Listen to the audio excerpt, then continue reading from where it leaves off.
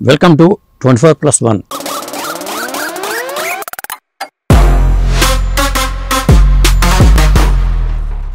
Cinema రంగంలో 24 crafts ఉంటాయని, ఆ 24 రంగాల క్రాఫ్ట్స్లో కూడా రకరకాల పరిస్థితులు ఉంటాయి. మరి ముఖ్యంగా ఏంటంటే production department separate, production managers, production executives అంటూ ఉంటారు.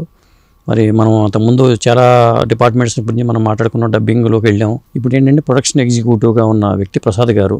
ముఖ్యంగా ఏంటంటే ఆయన్ని ఇండస్ట్రీలో వైట్ అండ్ వైట్ ప్రసాద్ అంటారు. అంటే తెల్ల ప్యాంటు తెల్ల షర్ట్ వేసుకుని ఎక్కువ అన్నపూర్ణ స్టూడియోలో నేను చూస్తూ ఉండేవాడిని.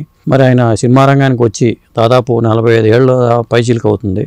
మరి ఆయన ఇండస్ట్రీకి ఎలా వచ్చారు, ఇక్కడున్న పరిస్థితులు ఏంటి, ఏమవుదాం అనుకున్నారు, చివరికి ఏమయ్యారు అనే విషయాలని మనం ప్రసాద్ గారితో మాట్లాడి తెలుసుకుందాం. ప్రసాద్ గారు మన గెస్ట్. మరి వైట్ అండ్ వైట్ ప్రసాద్ గారితో మనం మాట్లాడదాం. ప్రసాద్ గారు నమస్తే అండి. నమస్తే అండి. సార్, ఇండస్ట్రీలో మిమ్మల్ని అందరినీ వైట్ అండ్ వైట్ ప్రసాద్ అంటారు. అసలు పూర్తి పేరు ఏంటి? నా పేరు ఉల్లగంటి ప్రసాద్ అండి. మరి వైట్ అండ్ వైట్ లో కనిపించారు ఇప్పుడు కూడా. స్టార్టింగ్ నుంచి అది అలవాటా మీకు? గత 40 ఏళ్ళ నుంచి నాకు వైట్ డ్రెస్ వేసుకోవటం అనేది జరుగుతుందండి. ఓకే. మొదటి నుంచి నాకు వైట్ అంటే ఇష్టం. అందువల్ల 40 ఏళ్ళ నుంచి నేను వైట్ డ్రెస్ లోనే ఉన్నానండి.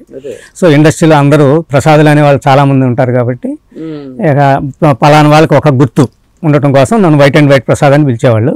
ఇప్పుడు నా పేరు, పూర్తి పేరు కూడా వైట్ అండ్ వైట్ ప్రసాదే అయిపోయింది. ఉల్లగంటి అనేది పోయి వైట్ అండ్ వైట్ ప్రసాదే అయిపోయిందండి. ఎక్కడండి మీ ప్రాపర్? ఎక్కడ? ప్రాపర్ ప్రకాశం డిస్ట్రిక్ట్ అండి. అద్దంకి దగ్గర విలేజ్, ఒక ఉప్పలపాడు అని విలేజ్ అండి. అది మా సొంత ఊరు. నేను పుట్టింది కూడా అక్కడేనండి. మరి ఎలా వచ్చారు ఇండస్ట్రీ కంటే? అంటే చిన్నప్పటి నుంచి మా నాన్నగారు అక్కడ ఆ ఊరిలో హై స్కూల్ హెడ్ మాస్టర్ అండి, elementary school head master, branch post master కూడా. ఆయన చిన్నప్పటి నుంచి నాటకాలు ఆడేవాళ్ళు. ఆయన ఎప్పుడో దాదాపు 200 నాటకాలు ఆడారు ఆయన, మా నాన్నగారు. సో ఆయన ఇది నాకు వచ్చింది. నాకు వచ్చినప్పుడు అలా ఆయనతో పాటు నాటకాలు వేసుకుంటూ ఉండేవాళ్ళం. అలా ఏదో స్కూల్లోనూ కాలేజీలో అలా వేస్తూ ఉండేవాళ్ళం. ఆ తర్వాత మా అన్నయ్య గారు, నాకన్నా పెద్ద ఆయన, మా అన్నయ్య గారు నాగేశ్వరరావు గారిని, ఆయన సినిమా ఇండస్ట్రీకి వెళ్ళారు. ఓకే. ఆయన వెళ్ళారు. ఆయన మోదుకూరు జాన్సన్ గారు అటువంటి మహారాజులు అందరి దగ్గర చేశారు. రైటింగ్ దీనికోసం, రైటర్ కోసమని వెళ్ళారు. ఆ తర్వాత ఎస్ఏ చంద్రశేఖర్ గారు, విజయవాడ ఫాదర్, వాళ్ళందరి దగ్గర చేసి, తర్వాత అనిల్ కుమార్ గారు, పెద్ద పెద్ద డైరెక్టర్ల దగ్గర చేశారండి. అప్పుడు చేస్తుండగా నాకు కూడా డిగ్రీ అయిపోయింది. ఇక అన్నయ్య అక్కడే ఉన్నారు కదా, నాకు కూడా ఇంట్రెస్ట్ ఉందని చెప్పేసి నేను తీసుకెళ్ళానండి. సో అన్నయ్య గారు అక్కడ వెళ్ళటం వలన నేను కూడా వెళ్ళి అక్కడ కూడా మనం వేరే ఇంకా అవసరం లేదు. అన్ని సెటిల్ అయ్యారు ఇప్పటికీ బాగా అక్కడ? ఆయన సెటిల్ అయ్యారండి, చాలా సినిమాలు చేశారు. ఇప్పుడు ఎక్కడున్నారు ఆయన? హైదరాబాద్లో ఉంటున్నారండి. హైదరాబాద్ ప్రగతి నగర్లో ఉంటున్నారు. ఆయన ఇక్కడే ఉంటున్నారు. ఇప్పుడు అప్పుడప్పుడు మామూలుగా సినిమాలు కూడా చేస్తున్నారు కో డైరెక్టర్గా. ఆయన ఓకేనండి, ఆయన ద్వారా వెళ్ళడం. అట్లా మేము మద్రాసులోనే ఉండటం. మద్రాసులో అక్కడికి అయిన తర్వాత హైదరాబాద్కి షిఫ్ట్ అయిపోయామండి. అది అట్లా మీ అన్నయ్య ద్వారా ఇండస్ట్రీలో అడుగుపెట్టారు. లేకపోతే నాకు ఏ సంవత్సరం చెన్నైలో అడుగుపెట్టింది మీరు? 1981లో డిగ్రీ అయిపోయిందండి. డిగ్రీ అయిపోయిన వెంటనే అన్నయ్య ఉన్నారని చెప్పేసి నేను అన్నయ్య దగ్గరికి వెళ్ళి ఆయన. అప్పుడు మీ అన్నయ్య మ్యారేజ్ చేసుకుని ఉన్నారు అక్కడ? లేదు, మ్యారేజ్ అవ్వలేదు. ఆయన అప్పుడు బ్యాచులర్ అయినండి. ఓకే. ఆ రూమ్ లోనే మీరు కూడా? ఆయన రూమ్ లోనే నేనే ఉండేవాడు, ఆయనే చూసుకునేవాడు. ఒక 1 year అలా ఉన్నాము. ఆ తర్వాత డైరెక్షన్ డిపార్ట్మెంట్. అంటే ఏం పని చేసేవాళ్ళు ఇండస్ట్రీలో అప్పుడు?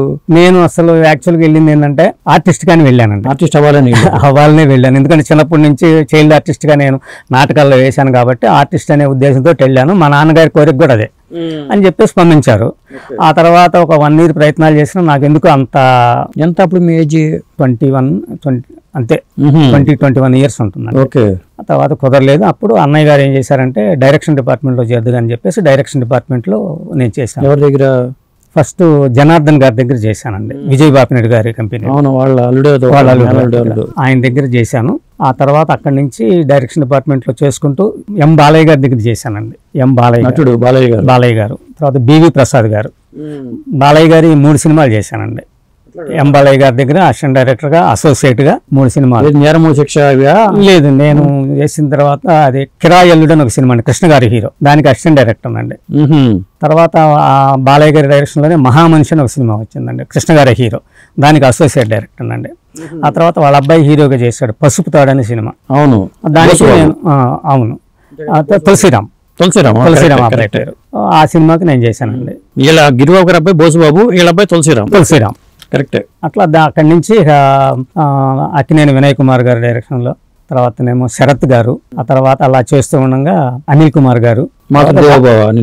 మాతృదేవోభవ చేశారు కదా? కాదండి, ఆయన అజయ్ కుమార్ గారు.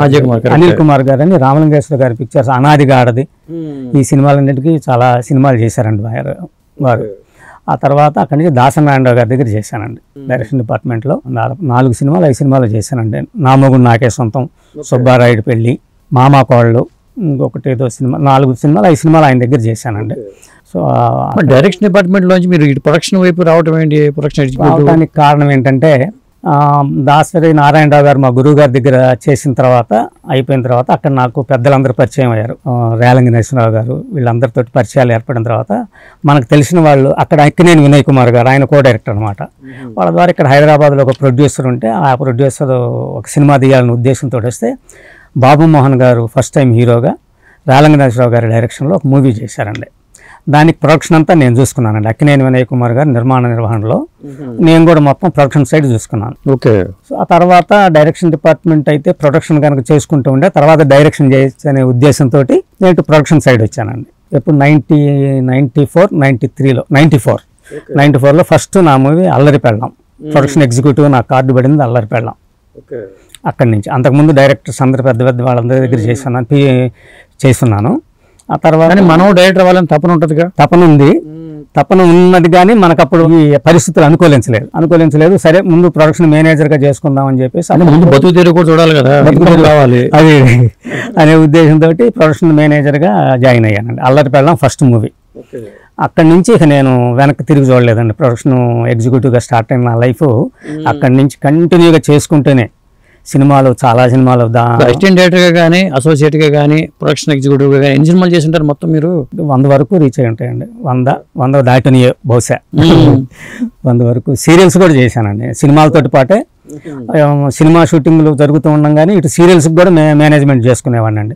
అట్లా సీరియల్స్ కూడా చాలా సీరియల్స్ చేశానండి నేను. ఇటు మూవీస్ ఇటు సీరియల్స్ రెండింటిని. దీంట్లో బిజీగా ఉండడం వల్ల ఇక డైరెక్షన్ వెళ్ళలేకపోయానండి నేను. అదే బాగా బిజీగానే చేశాను. దాంతో ఇంకా అటు పక్కకు వెళ్ళడానికి టైం దొరకలేదు. ఇటు సీరియల్స్ సినిమాలు చేసుకుంటూ మేనేజర్ గానే ఇప్పటి వరకు అలా జరుగుతూ వస్తుందండి. మిమ్మల్ని ఎక్కువ ఎంకరేజ్ చేసింది ఎవరు ఈ ఫీల్డ్ లో?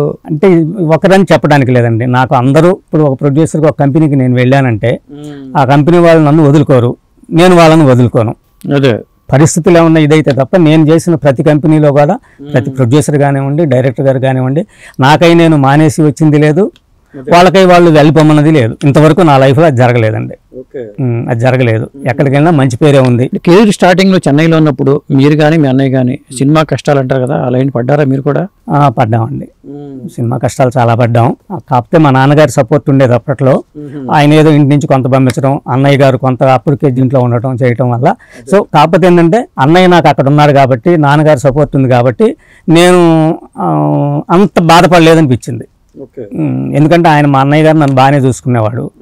ఆయన దీంతో నేను అంతగా బాధపడలా, బయట వాళ్ళు బాధపడినంతగా నన్ను బాధ పెట్టలేదు. 81 అంటే ఎన్టీ రామారావు రాజకీయాల్లోకి రావడానికి ముందు జస్ట్ అదేనండి. అప్పుడు రామారావు గారు మీరు ఏమన్నా చూసేవాళ్ళ? వెళ్ళానండి. ఎందుకంటే నేను అప్పటికి మా అన్నయ్య గారు రామారావు గారి సినిమా పోతులూరు వీరబ్రహ్మ గారి చరిత్ర ఒకటి, ఇంకే 2-3 సినిమాలు చేశారండి. తాతినేని రామారావు గారి డైరెక్టర్ గారి దగ్గర చేశాడు. ఆ సినిమాలప్పుడు అన్నయ్య గారు మన ఎన్టీ రామారావు గారే హీరో అండి. అప్పుడు మమ్మల్ని తీసుకెళ్ళాడండి. అప్పుడే నేను వెళ్ళాను. డిగ్రీ అయిపోయి వెళ్ళిన తర్వాత నన్ను తీసుకెళ్లి పరిచయం. షూటింగ్లోనా లేకపోతే ఇంట్లోనా? ఇంటి దగ్గరికి వెళ్ళారు. ఇంటి దగ్గర బజులా రోడ్లో వెళ్ళి తీసుకెళ్తూ పరిచయం చేశారు. మహానుభావుని ఆయన ఆ విధంగా చూశాను నేను. తర్వాత 2-3 సార్లు కూడా అన్నయ్య షూటింగ్ తీసుకెళ్లారు. వాళ్ళ షూటింగ్ తీసుకెళ్లారు, కలిశానండి. అది ఏమనిపించింది మొదటిసారి కలిసినప్పుడు ఆయన చూస్తే? మహానుభావుడు అండి, దేవుడు అంటే మనం ఫోటోల్లో చూస్తూ ఉంటాం. అదే అప్పటికంటే ఆయన సినిమాలంటే బాగా చూసేవాళ్ళం. అసలు సినిమాలంటే బాగా ఇదిగా ఉండేది. సినిమా ఫీల్డ్కి రావాలనే ఉద్దేశం ఉండేది. బాగా గ్యాప్ వచ్చిందంటే సినిమాలు చూస్తూనే ఉండేవాళ్ళం. ఎందుకంటే దేవుడు మనకంటే రామారావు గారే గుర్తొస్తారు. కృష్ణుడు కానివ్వండి, రాముడు కానివ్వండి, ఏ క్యారెక్టర్లోనైనా కూడా మనకు దేవుడు ఆయనే అని అనిపించింది అప్పట్లో. మహానుభావుని చూశానని అదృష్టం కలిగింది. ఇండస్ట్రీకి అక్కడ అడుగు పెట్టారంటే ముందు రామారావు గారిని చూడాలని ఆలోచన, నాగేశ్వరరావు గారిని చూడాలని ఆలోచన ఉంటుంది. డెఫినెట్గా ఎవరికైనా ఉంటుందండి. ఎందుకంటే వాళ్ళు మహానుభావులు. సో డెఫినెట్గా వాళ్ళని చూడాలనే కోరిక అయితే డెఫినెట్గా అందరికీ ఉంటుంది. చిరంజీవి గారు కూడా తొలి రోజులు మీరు వెళ్ళినప్పుడే, ఆయన 78లో ఇప్పుడు వచ్చారు. 78. అవునవును. మీరేమో 81లో వెళ్ళాను నేను. ఆయనకి ఖైదీ వచ్చిన తర్వాత కొద్దిగా ఇమేజ్ అనేది వారికి బాగా అదే ఇదే. చిరంజీవి గారిని వాళ్ళని కలిసేవాళ్ళు అప్పుడు. అంటే 2-3 షూటింగ్లు అయితే వెళ్ళానండి నేను. 4-5 షూటింగ్లో వారిని కూడా చూశాను. మేము చిన్నవాళ్ళం కదా, అసిస్టెంట్ డైరెక్టర్గా చేస్తూ ఉన్న వాళ్ళం. మనకి నమస్కారం పెట్టడం, అని ఆయన కూడా చూసామనేటువంటి ఆనందం అనేది ఒకటి తొలి రోజుల్లో ఆనందం ఉండేది. అదే నేను అట్లనే కృష్ణ గారితో, శోభన్ బాబు గారు, రాజేంద్ర ప్రసాద్ గారు, ఇట్లా వీళ్ళందరితో కూడా వాళ్ళ దీంట్లో నేను అసిస్టెంట్ డైరెక్టర్గా చేశానండి. వాళ్ళు అదే. కానీ డైరెక్షన్ డిపార్ట్మెంట్ అంతకాలం పనిచేసి ఎవరు ఇటువైపు ఉండరు, మనం ఎప్పటికైనా డైరెక్టర్ అవ్వాలని తపంతో ఉండిపోయే వాళ్ళు ఉంటారు. నాకు కానీ అటువంటి అప్పుడు పరిస్థితులు ఆ విధంగా ఉన్నాయి. సో సరే చూద్దాం అనే దీంతో మనం దీంట్లో ఈ రంగం తీసుకున్నాను. అయితే ఒకటి, అప్పట్లో నేను డైరెక్షన్ డిపార్ట్మెంట్లో ఎలా హ్యాపీగా ఉన్నానో ఇప్పుడు మేనేజర్ అయిన తర్వాత కూడా నేను అంతే హ్యాపీగా ఉన్నానండి. ఓకే. ఎందుకంటే డైరెక్షన్ డిపార్ట్మెంట్లో ఉంటే కొంతమందికే మనం కొన్ని అవకాశాలు ఇవ్వగలం. మేనేజర్గా వచ్చేటప్పటికి మేనేజర్గా చాలా మందికి అవకాశాలు ఇవ్వచ్చు. ఓకే. మేనేజర్గా అటు ఆర్టిస్టులకు కానివ్వండి, టెక్నీషియన్స్ కానివ్వండి, ఎవరికైనా కానీ అవకాశాలు మేనేజర్కి, ఒక ఎగ్జిక్యూటివ్కి కొంత గ్రిప్ ఉంటుంది. అవును. డైరెక్టర్లు, ప్రొడ్యూసర్ తర్వాత డైరెక్టర్ తర్వాత మేనేజర్కి కూడా అదే గ్రిప్ ఉంటుంది. సో ఆ గ్రిప్ తోటి నేను చాలా మంది ఆర్టిస్టులకి నేను అవకాశం కల్పించానండి.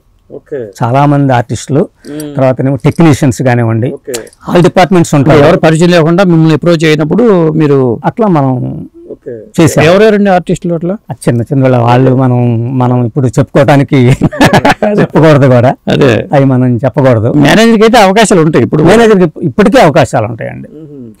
ఇప్పుడు ఏదైనా కానీ ఒక క్యారెక్టర్ కావాలంటే డైరెక్టర్ గారు ఒక మేనేజర్ని పిలిచి మాకు ఈ క్యారెక్టర్ ఈ ఏజ్ గ్రూప్లో కావాలని చెప్తారండి. దాన్ని మేనేజరే ఒక 10 మందిని సెలెక్ట్ చేసి 10 మందిని చూసుకొని 10 మందిలో ఒక 4 వీళ్ళు బాగుంటారండి అని మనం చెప్తే వాళ్ళు వీళ్ళలో ఒకరిని సెలెక్ట్ చేసుకుంటూ ఉంటారు. అట్లా ఈ 4 కొత్త వాళ్ళు అయ్యి ఉన్నారనుకోండి, వాళ్ళకి మనం అవకాశం ఇచ్చినట్లే. ఆల్రెడీ రన్నింగ్లో ఉండి ఎస్టాబ్లిష్డ్ ఆర్టిస్టులు అంటే ఓకేనండి, దానికి మనం ఏం చేయలేము. కొత్తగా వచ్చే వాళ్ళు ఉంటారు, అప్పుడే ఇండస్ట్రీకి వచ్చేవాళ్ళు, చేయాలనేటువంటి ఇది తపన ఉన్న వాళ్ళు, అట్లా డిపార్ట్మెంట్స్ అందరూ కూడా. కానీ ప్రొడక్షన్ మేనేజర్ గా ఉన్న వాళ్ళు కూడా నిర్మాతలుగా మారిన సందర్భాలు ఉన్నాయి. చాలా మంది ఉన్నారు. మరి మీరేమో అటువైపు అసలు చూడాలని ఆలోచన కానీ మనం కూడా అంత అవగాహన ఉంది కదా? అవగాహన ఉంది, నాకున్నది. కానీ ప్రొడ్యూస్ చేయాలని కోరిక ఉన్నది, కానీ ఫైనాన్షియల్ గా అంత నాకు లేదండి. ఆ ఉద్దేశంతో నేను అనుకున్నాను. కానీ నాకు ఒక డౌట్ అండి, చాలా మంది ఏమంటారంటే ప్రొడక్షన్ మేనేజర్లుగా చేసిన వాళ్ళు నిర్మాణ పరంగా కొత్త వాళ్ళు వస్తే మోసాలు చేస్తూ ఉంటారు, ఇలా జరుగుతూ ఉంటాయి అని అంటూ ఉంటారు. అది అందులో ఎంతవరకు నిజం ఉంటుంది? అంటే ఇప్పుడు 10 మంది అలాంటి వాళ్ళ 10 మందిలో ఒక్కటి చెడ్డోడు ఉన్నా కూడా, ఈ 10 మంది మంచి వాళ్ళలో ఒక చెడ్డోడు ఉన్నాడు కూడా, ఈ మంచి వాళ్ళందరినీ కూడా అదే దాంట్లో ఒకే గాడిని కట్టేస్తారు. ఏదో జరుగుతుంటాయి, దానికి అందరికీ ఆ విధంగా పేరు వచ్చింది, ఆ విధంగా అంటారు.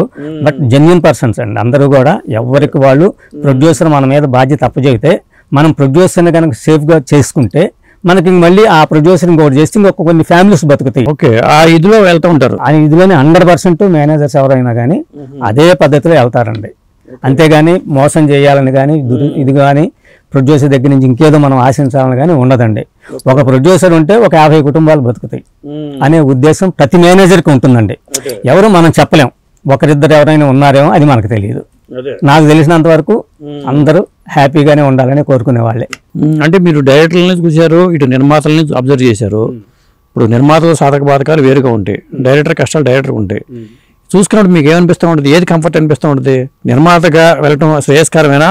అసలు నిర్మాతలు అనే వాళ్ళు చాలా మంది పాత నిర్మాతలు సినిమాలు చేయట్లా, ఎందుకు ఆ పరిస్థితి వచ్చింది? పాత ఇప్పుడున్నటువంటి పరిస్థితులు అండి, జనరేషన్ చేంజ్ అయింది. కొత్త నీరు వచ్చినప్పుడు పాత నీరు పోతూ ఉంటుంది. ఆ వరవడిలోనే ఇప్పుడు పాత ప్రొడ్యూసర్లందరూ మహానుభావులు, వాళ్ళందరూ పాత డైరెక్టర్లందరూ మహానుభావులు. అది అంతా పోయింది, కొత్త నీరు వస్తుంది, ఒక్కొక్క ఇది వస్తూ ఉందండి. ఇలా జరుగుతూ ఉంటుంది. అందువల్ల ఇప్పుడు వచ్చే వాళ్ళు అంటే ప్రతి వాళ్ళు కూడా ఇండస్ట్రీకి వచ్చేది నిర్మాణ సంస్థ పరంగా చూసుకుంటే పెద్ద సంస్థలు 4-5 కనిపిస్తున్నాయి. అవునండి. అప్పుడు చాలా మంది రకరకాలుగా సినిమాలు చేస్తూ ఉండేవాళ్ళు. ఎందుకంటే రాఘవ గారు తీసుకున్నా కానీ, సురేష్ వాళ్ళు తీసుకున్నా కానీ, ఇట్లా చాలా మంది ఉండేవాళ్ళు నిర్మాతలు.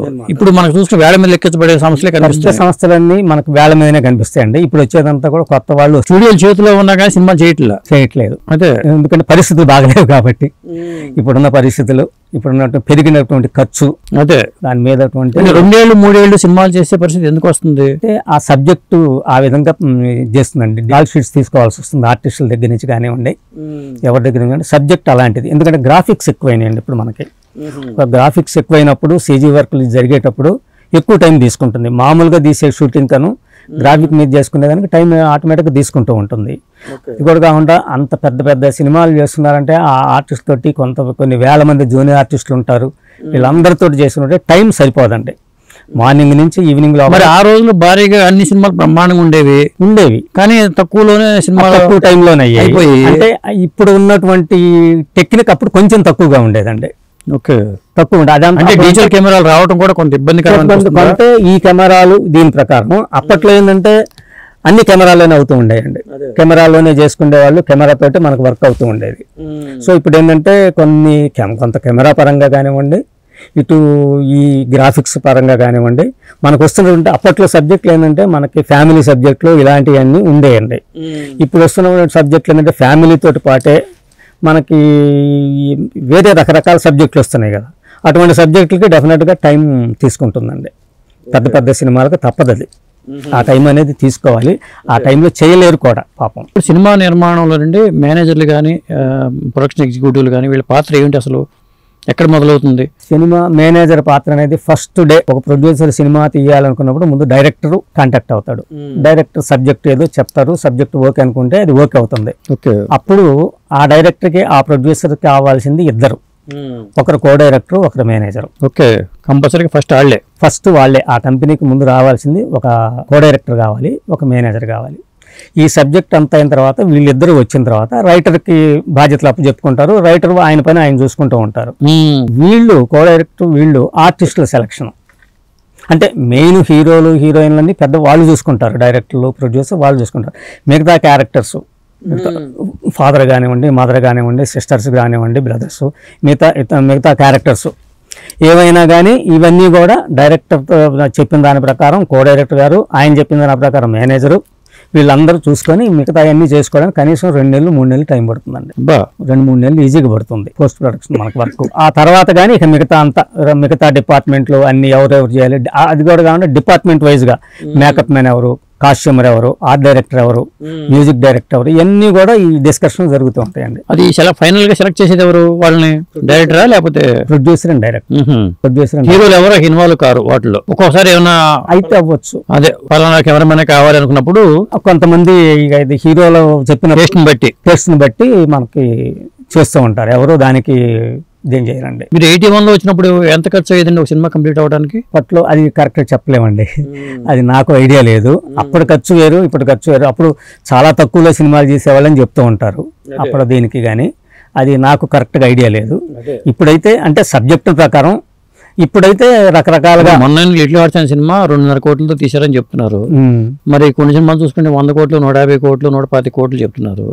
అంటే ఇంత వేరియేషన్ ఎందుకు వస్తుంది అర్థం కావట్లేదు, ఎక్కడ వస్తుందో తెలియదు. అక్కడ ఉండే హీరోని బట్టి సార్, హీరోలు అక్కడ ఉండే మిగతా టెక్నీషియన్స్ వాళ్ళు తీసుకుని. చిన్న సినిమా బెటర్ అంటారా, పెద్ద సినిమా బెటర్ అంటారా? అంటే చిన్న సినిమాలకి ఒక రకంగా బెటర్, పెద్ద సినిమాలు ఒక రకంగా బెటర్ అనండి. చిన్న సినిమాలు ఒక రకమైనటువంటి కథని, ఒక రకమైనటువంటి కథనాన్ని చూపిస్తూ ఉంటారు. అది కొంతమంది ఆడియన్స్కి నచ్చుతూ ఉంటుందండి.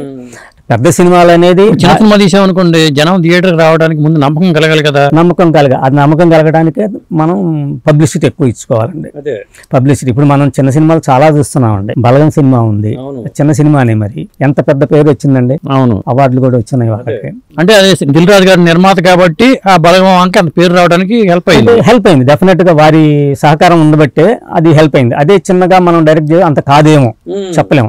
ఏదైనా కానీ ఒకరి యొక్క హెల్ప్ అనేది కంపల్సరీ కావాలండి. అట్నే ప్రతి చిన్న సినిమా కూడా బన్నీవాస్ లాంటి వాళ్ళు ఇన్వాల్వ్ అవ్వబట్టి కొద్దిగా ముందుకు తీసుకెళ్ళగలిగారు. అంటే మన సినిమా ఇది, మన కథ ఇది, మనం ఇది అనేది ఆడియన్స్కి దగ్గరికి బాగా ఎంత ముందుకు తీసుకెళ్తే ఆ సినిమాకి అంత ఆడియన్స్ వస్తారండి. మనం అసలు ఏమీ తెలియకుండా సినిమా తీసేసాం, పెట్టుకున్నాం, రిలీజ్ అనుకుంటే ఆడియన్స్ రావాలిగా మనకి. అందువల్ల ఏంటంటే ఆడియన్స్కి దగ్గరగా అయ్యేట్లు మనం మన సినిమాని వాళ్ళ ముందుకు తీసుకెళ్ళాలి. ముందు పబ్లిసిటీ అనేది ప్రతి సినిమాకి ముఖ్యం. మరి పబ్లిసిటీ కంపల్సరీ కావాలి. ఇంకా మీకు మీ కెరీర్ పరంగా చూసుకుంటే అంటే మీరు డైరెక్షన్ అసోసియేషన్ లో చేరొచ్చు జనరల్ గా, ఇటు ప్రొడక్షన్ వైపు ఉన్నారు, రెండిట్లో ఉన్నాను. రెండిట్లో ఉన్నారా? రెండు యూనియన్ లో రెండు యూనియన్ డబ్బులు చాలా అవుతాయి కదా దానికి దీనికి. ఏమవుదండి, ఒక డైరెక్షన్ డిపార్ట్మెంట్ లో లైఫ్ మెంబర్షిప్ ఉంది నాకు. ఓకే. ఇటు మేనేజర్ దీంట్లో ఎంత మీ రోజులు తక్కువ, ఇప్పుడు కొద్దిగా ఎక్కువ ఉన్నట్టుంది కదా. అప్పట్లో డైరెక్షన్ డిపార్ట్మెంట్ కి అయితే అప్పట్లో ఎక్కువే లేదు, అసలు లేదు అప్పట్లో. ఇప్పుడైతే చాలా తక్కువే ఉన్నట్టు, వేలల్లోనే ఉంటుంది. నేను ప్రొడక్షన్ మేనేజర్ గా 94 లో నేను కార్డు తీసుకున్నప్పుడు 4,000 రూపాయలు అండి, తక్కువ చాలా. ఇప్పుడు 4 లక్షలు ఉందండి. 4 లక్షలు ఉంది. అట్లా యూనియన్ రేట్స్ అనేది పెరుగుతూ ఉన్నాయి అన్నమాట. అంటే యూనియన్ లో ఉండటం వల్ల మనకి ఏంటి బెనిఫిట్? బయట వ్యక్తులను పెట్టుకోకూడదా? ఇప్పుడు మనకి మన ఫెడరేషన్ ఒకటి ఉంది, 24 క్రాఫ్ట్స్ ఉన్నాయి మనకి. బయట వ్యక్తులు అంటే ఇన్ని లక్షలు పెట్టి మనం కార్డు తీసుకుంటున్నప్పుడు, యూనియన్ కార్డు తీసుకుంటున్నప్పుడు బయట వ్యక్తులు కనుక చేస్తే మనకు పని ఉండదు కదా, మనకు పని అనేది ఉండదు. అందువల్ల ఏంటంటే ఒక్కొక్క యూనియన్లో మెంబర్షిప్ తీసుకోవాలంటే అన్ని లక్షలు డబ్బులు పెట్టుకున్నప్పుడు దానికి కొంత లిమిట్ ఉంటుంది. ఆ లిమిట్ ప్రకారం ఉంటే అందరికీ పని అనేది వస్తుంది. వీళ్ళందరూ ఎందుకంటే దీని మీదనే జీవనాధారం. ఇప్పుడు వచ్చేటువంటి మన సినిమా ఇండస్ట్రీ వాళ్ళకి వేరే అవకాశాలు ఏముండవు, వేరే వచ్చేటువంటి వ్యాపారాలు ఏముండవు. కేవలం సినిమా మీద ఉంటే సినిమా షూటింగ్లు ఉంటే డబ్బులు వస్తాయి, షూటింగ్లు అయితే డబ్బులు రావు. సో అటువంటిప్పుడు ఏంటంటే దీని మీదనే ఆధారంగా ఉన్నారు. నమ్మకం ఉండాలని చెప్పి వాళ్ళు నిర్మాతలు కొంత సొంత వ్యక్తులను కూడా పెట్టుకుంటారు. అది తప్పు లేదండి, అది వాళ్ళ ఇదనమాట. సొంత వ్యక్తులను పెట్టుకోవడం అనేది కూడా మంచి పద్ధతి కూడా, అదే వాళ్ళకి కూడా మంచిది. అది ఎవరు మనం కరెక్ట్గా చెప్పలేం కదా. వాళ్ళ మనిషి కనుక ఉన్నారనుకోండి, వాళ్ళ మనిషి ఉంటే వాళ్ళ మనిషి కరెక్ట్గా అన్ని డీల్ చేస్తూ ఉంటారు ప్రతి విషయం కూడా. అది ఎందుకంటే సాయంత్రం అయ్యేటప్పటికి ఎంత ఖర్చు అయింది అనేది వాళ్ళకి క్లారిటీ వస్తుంది. అదే కానీ మిస్యూజ్ జరిగే అమౌంట్లు కూడా ఉంటాయి కదా, బాగా ఉంటాయండి, చెప్పలేం కరెక్ట్గా. అన్ని మానిటరింగ్ చేయాలన్నా కష్టమే కదా, అన్ని మానిటరింగ్ చేయాలన్నా కూడా కష్టమే. అదే కొత్త వాళ్ళు వస్తేనేమో కొద్దిగా మోసపోతూ ఉంటున్నారని చెప్తూ ఉంటారు. ఒక సినిమా చేసిన తర్వాత అతను ఏమైపోతాడో అర్థం కావట్లేదు. ఆ పరిస్థితి ఉంది. కొత్త వాళ్ళు రాకపోవడానికి కూడా కొంత కారణం అదే ఉంటుంది. అంటే కొత్త వాళ్ళు వచ్చేటప్పుడు కూడా రావాలండి. ఇండస్ట్రీకి 10 మంది వస్తేనే 10 కుటుంబం ఇంతమంది బతుకుతారండి. వచ్చినప్పుడు వాళ్ళు ఏంటంటే గుడ్డిగా నమ్మకుండా వాళ్ళు కూడా ప్రతి దాంట్లో ఇన్వాల్వ్ అవుతూ ఎక్కడ ఇది ఖర్చు ఎక్కువ అవుతుంది కొంచెం తగ్గించండి, లేకపోతే ఇంకో చోట ఇది ఉంది ఖర్చు పెట్టాల్సిన చోట పెట్టండి.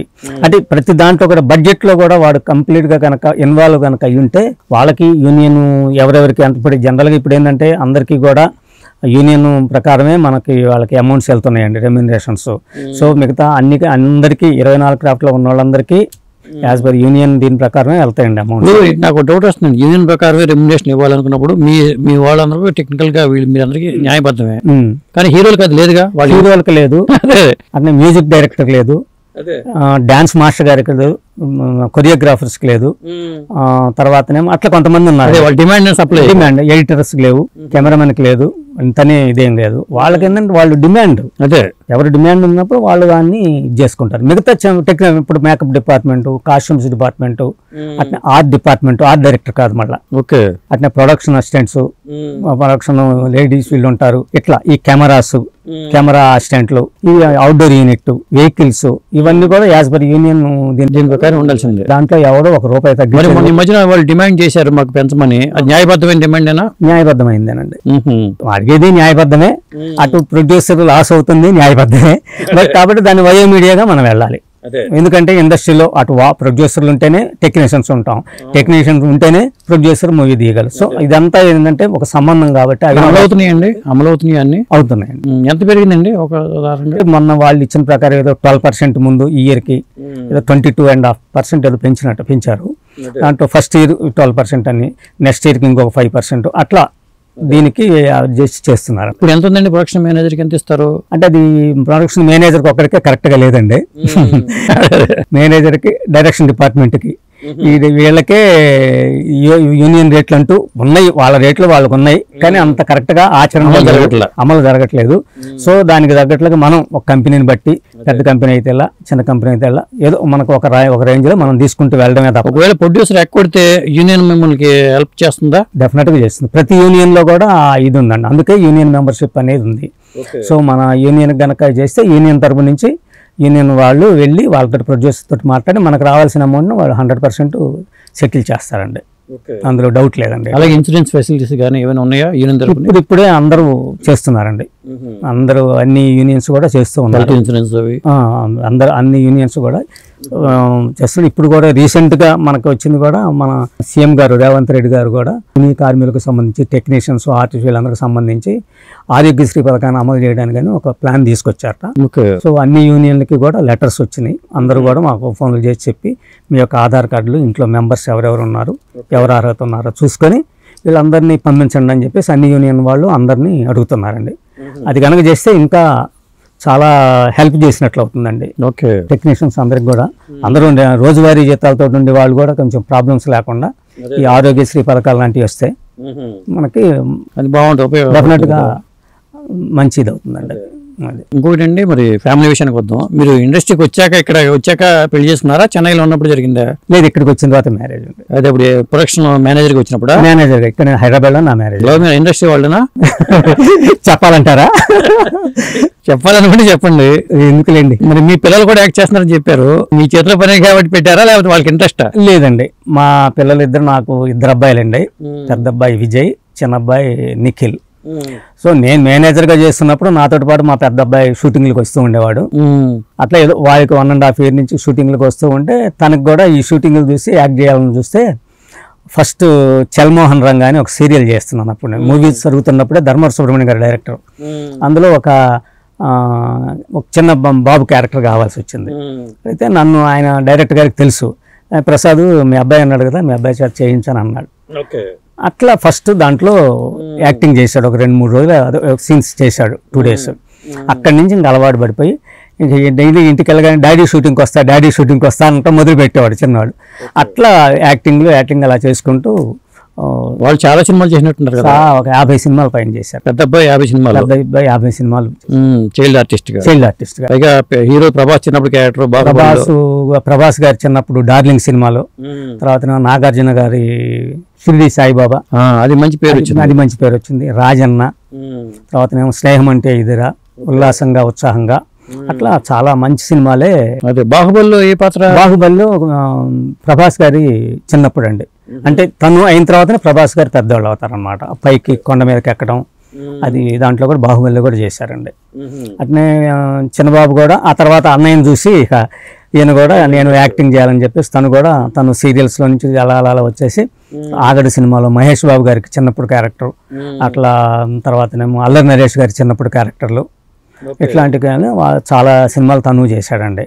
ఇట్లా ఇంకా వాళ్ళు కూడా ఇక వేరే ప్రొఫెషన్ ఎన్నుకోకుండా దీని మీద ఇంట్రెస్ట్ తోటే డిగ్రీ అయిపోయినా కూడా మొత్తం సినిమా వాతావరణమే దీంతో సినిమాలు చేస్తూ ఉన్నారండి. ఇప్పుడు చిన్నబాబు సీరియల్స్ కూడా చేస్తున్నారంట కదా? ఇప్పుడు చేస్తున్నారండి చిన్నబాబు సీరియల్ చేస్తున్నాడు. ఏమున్నాయి బాగా అంటే అంతకుముందు గోరింటాకు ఒక సీరియల్ వచ్చిందండి, ఒక 3 years లో, హీరోయిన్ తమ్ముడుగా.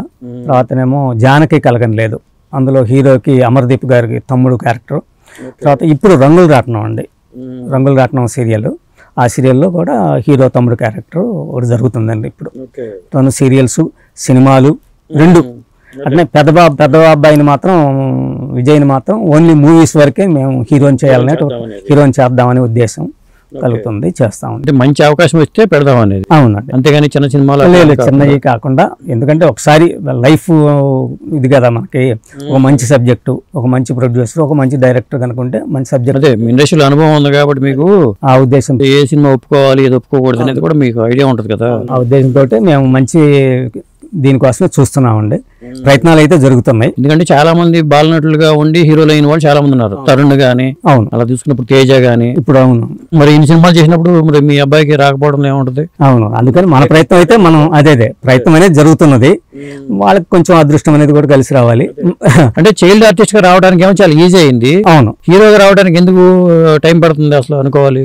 ఎందుకు అనుకోవాలంటే ఇప్పుడు హీరోగా చైల్డ్ ఆర్టిస్ట్ అప్పుడు అంటే ఏదో క్యారెక్టర్ చేస్తాం, మనకి ఆ రోజు ఏదో రెమ్యూనరేషన్ ఇస్తారు, అయిపోతుందండి. ఇప్పుడు హీరో అంటే ఆటోమేటిక్గా ఆ ప్రాజెక్ట్ మొత్తం హీరో మీదనే ఉంటుందండి. దానికి మరి పెట్టుబడి పెట్టాలి కదా, ఎంత ఖర్చు అవుతుంది, అతని మీద మనం ఎంత పెట్టుబడి పెట్టాలి, దానికి ఎంత తిరిగి వస్తుంది అనేది ప్రొడ్యూసర్ ఆలోచిస్తాడండి. అదే కొత్త హీరో అయితే మనం ఇదే ఒకలమా లేదా, కొత్త హీరో కనుక అయితే అతని మీద ఎంత ఖర్చు పెట్టాలి, ఎంత బిజినెస్ అవుతుంది, మనకి ఎంత ఇది అవుతుంది అనేది ప్రతి ఒక్క ప్రొడ్యూసర్ ఆలోచిస్తాడండి. At the same time director కూడా అదే ఆలోచిస్తాడు. డైరెక్టర్ కూడా ఒక మంచి హీరో బాగున్నాడు, అబ్బాయితో చేస్తే తనకు కూడా బాగుంటుంది తన హీరోతో చేసిన అతనికి ఫ్యూచర్ ఉంటుంది, డైరెక్టర్ కి at the same time producer కి అలానే ఆలోచిస్తుంటాడు. అందరూ అలా అనుకుంటే ఒక చిరంజీవి వచ్చేవాడు కాదు, చాలా మంది వచ్చేవాళ్ళు కాదుగా. డెఫినెట్ గా ఎవరికొరకు కొత్త అతనికి అవకాశం ఇవ్వాల్సిందే. అది ఇవాళ కాకపోతే రేపు, రేపు కాకపోతే ఎల్లుండి, ఎప్పటికైనా అవకాశం అనేది కొత్త వాళ్ళకి ఇస్తూనే వెళ్ళాలి. ఇప్పుడు జరుగుతూనే ఉంది, మనం చూస్తున్నాం. అదే కొత్త వాళ్ళు వస్తున్నారు. ఇప్పుడు తేజ చైల్డ్ ఆర్టిస్ట్ గా వచ్చి ఏ బ్యాక్గ్రౌండ్ లేకుండా వచ్చి ఈ స్థాయికి రావటం అంటే కాదండి. అతను ఎంత కృషి చేసి ఉంటాడో, ఎంత ఇదైంది. అట్లనే విజయ్ దేవరకొండ గారు కానివ్వండి, విజయ్ దేవరకొండ గారు ఎన్నో సినిమాలు చేసి ఉండి, అదే వాళ్ళ నాన్నగారు కూడా ఫీల్డ్ కాబట్టి. అవునవును. వర్ధన్ గారు ఇప్పుడు మనం చూస్తున్న చైల్డ్ ఆర్టిస్ట్ లో దాదాపు చాలా మంది చైల్డ్ ఆర్టిస్ట్ నుంచే హీరోలు అవుతున్నారు. అదే ఇప్పుడు సంతోష్ శోభను వాళ్ళు ఉన్నారు కదా, వాళ్ళు కూడా. మన ప్రయత్నాలు అయితే జరుగుతున్నాయి, ఇక భగవంతుడి దయ. మన ప్రయత్నం అయితే సిన్సియర్ గా చేస్తున్నాం. మంచి మంచి సబ్జెక్ట్ రావాలి, మంచి డైరెక్టర్ కావాలి, మంచి ప్రొడ్యూసర్ కావాలి. చంద్రబాబును కూడా హీరోని చేద్దామని అనుకుంటున్నారా లేకపోతే ఏంటి? అంటే ఇంకా టైం ఉంది కదా తనకి, అది కూడా అది వాళ్ళ ఇష్టాన్ని బట్టి ఉంటుంది.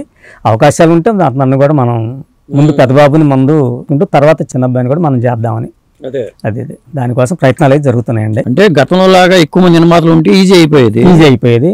ఇప్పుడు అంత కొంచెం కష్టంగానే ఉంది. మేము చాలా రోజుల నుంచి ప్రయత్నాలు చేస్తున్నాం కానీ కొంచెం కష్టంగా ఉంది. అదే ఏదైనా వస్తుంది, అవకాశం అనేది 100% వస్తుందండి. నమ్మకం కూడా ఉండాలి. నమ్మకం ఉంది డెఫినెట్ గా. అప్పటికే మనం సబ్జెక్టులు వింటూ మరి 50 సినిమాలు చేసినప్పుడు వింటూ ఉన్నాం. రకరకాలుగా ఉన్నాయి అవకాశాలు. సరే విన్నాం, మనకు సబ్జెక్ట్ నచ్చినప్పుడు ఒక మంచి ప్రొడ్యూసర్, ఒక మంచి డైరెక్టర్ ఉన్నప్పుడు డెఫినెట్ గా చేద్దామని ప్రయత్నంలో ఉన్నాం. అది అవకాశాలు అయితే వస్తాయండి. కళామ తల్లిని నమ్ముకొని ఉన్నాం. సో కళామ తల్లికి నమస్కారాలు. ఎందుకంటే మనం ఈ కళ దీంట్లోనే, ఈ రంగంలోనే ఉన్నాం కాబట్టి ఎవరొకరు మనకి అవకాశం డెఫినెట్ గా వస్తుందని మేము అనుకుంటున్నాం. ఎక్కువ మీరు ప్రొడక్షన్ మేనేజర్ గా, ఎగ్జిక్యూటివ్ కానీ ఏ సంస్థలకి పనిచేశారండి? అంటే చాలా సంస్థలు ఉన్నాయి. అల్లాని శ్రీధర్ గారి కంపెనీలు చేశాను. చదలవాడ శ్రీనివాసరావు గారు, అల్లాని శ్రీధర్ గారు, తర్వాతనేమో మధు మహంకాళి గారు, దీపికా ప్రసాద్ గారు, దీపికా సుందర్ గారు, వాళ్ళ కంపెనీలు. వీళ్ళకి పర్మనెంట్ అండి. నేను ఆ కంపెనీలకి నేను పర్మనెంట్ గా చెప్పుకోవడానికి ఇక్కడ హైదరాబాద్ లో నేను ఈ కంపెనీలు చేస్తున్నానండి. ఆ తర్వాత మిగతా కంపెనీలు కూడా మామూలుగా చేయడం, కొన్ని మూవీస్ చేశాను, కొన్ని సీరియల్స్, ఇట్లా అట్లా చేస్తూ వచ్చానండి నేను. ఇవి నాకు పర్మనెంట్ గా ఉన్న కంపెనీలు. మరి ఇండస్ట్రీలో 100 సినిమాలు చేయటం అంటే మరి మాటలు కాదు కదా. అది ఆ పరిచయాలు ఉంటే ఖచ్చితంగా మీ పిల్లలకి ఖచ్చితంగా ఎవరో వాళ్ళు అవకాశం ఇస్తారు. చైల్డ్ ఆర్టిస్ట్ గా అందరికి నోటెడ్ కాబట్టి వాళ్ళు ఈజీ అవుతుంది, కొద్దిగా ఈజీ అవుతుంది. అదే అవకాశం కోసం ఎదురు చూస్తున్నామండి. బయట నుంచి వచ్చే వాళ్ళకైతే కష్టం అవుతుంది కానీ ఇండస్ట్రీలో ఉన్న వాళ్ళు, ఇండస్ట్రీ ఎందుకంటే ఆర్టిస్ట్ గా తనేంటో తెలుస్తుంది. ఇప్పుడు ఉన్న డైరెక్టర్లు కానీ ప్రొడ్యూసర్ కానీ ఆర్టిస్ట్ గా ఇదిగో ఇతను చేయగలడు డెఫినెట్ గా, ఎందుకంటే చైల్డ్ ఆర్టిస్ట్ గా వచ్చాడు అనే ఇది ఉంటుంది కాబట్టి డెఫినెట్ గా అవకాశాలు రావడానికి ఎక్కువ ఉంటాయండి. ఈ మెడలో చాలా మాలలు ఉన్నాయి, బొట్టు గిట్టి పెట్టారు. ఏంటి ఇతరత్ర వ్యాపకాలు ఏమైనా ఉన్నాయా? వ్యాపకాలంటే మొదటి నుంచి కూడా నేను దేవుడిని బాగా నమ్ముతాను. చిన్నప్పటి నుంచి కూడా నమ్ముతూ ఉంటాను. ఈ మధ్య ఏజ్ పెరిగే కొంది ఇంకా ఎక్కువ అయిపోయింది. తర్వాత నేను 1995 నుంచి నేను ఇటు ఈ ఉద్యోగం చేసుకుంటూనే వాస్తు నేర్చుకున్నానండి.